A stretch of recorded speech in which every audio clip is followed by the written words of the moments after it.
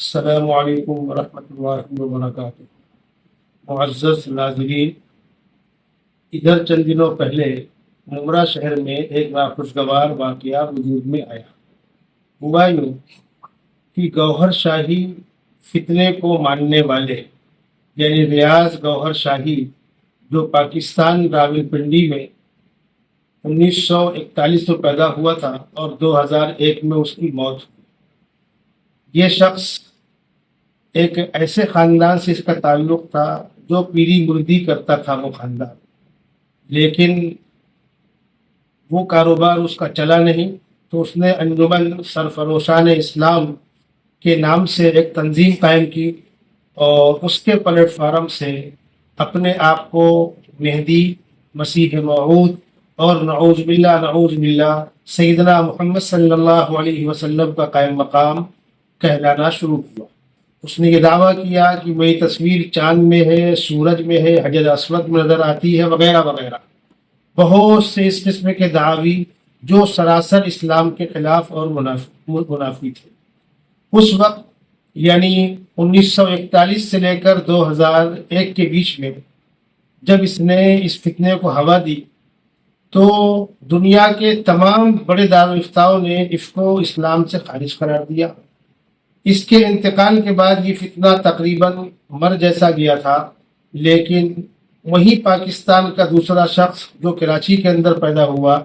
یونس الگوہر، اس نے اس فتنے کو دوبارہ ہوا دی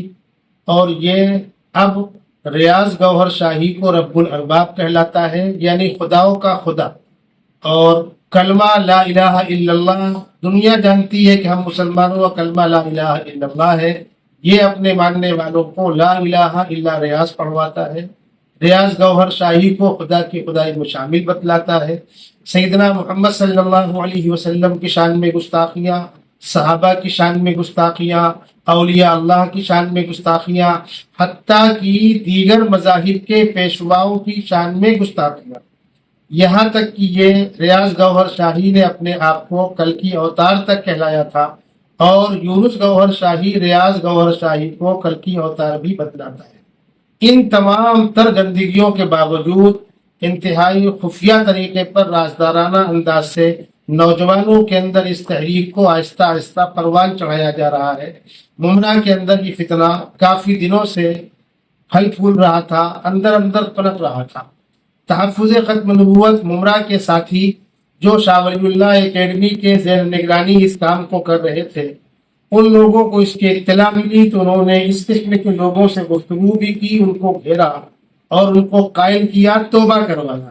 اور اس کے بعد اس کی اطلاع مقامی پولیس چوکی کو دی گئی کہ یہ لوگ ہمارے مذہبی معاملات کے اندر انٹرفیئر کر رہے ہیں، ہم اس کو برداشت نہیں کریں گے۔ میں اس بات کی وضاحت کر دوں کہ بعض لوگ یہ کہتے ہیں صاحب جمہوری ملک کے ہر ایک کو جینے کا حق ہے، تم دوسرے مذہب کے نام پر یا لامذہبیت کے نام پر، ناستک کے نام پر کچھ بھی کرو، لیکن کسی مذہب کے اندر انٹرفیئر کر کے، کسی بھی مذہب میں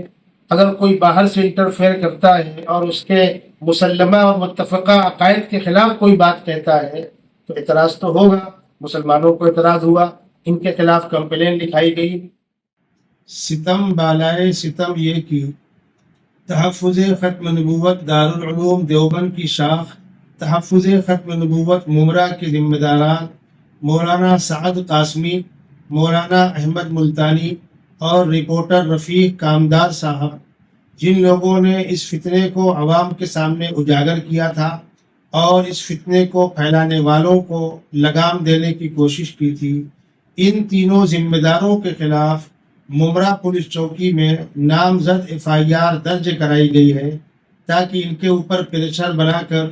آئندہ اس قسم کے لوگوں کو کارروائی کرنے سے روکا جائے اور ہمارے علماء کی حوصلے پست کیے جائیں۔ میں ممرا شہر کی عوام سے اپیل کرتا ہوں کہ ان ذمہ داران کا بھرپور ساتھ دیں، اپنے بچوں اور نوجوانوں کو اس گندے فتنے سے بچانے کی ہر ممکن کوشش کریں،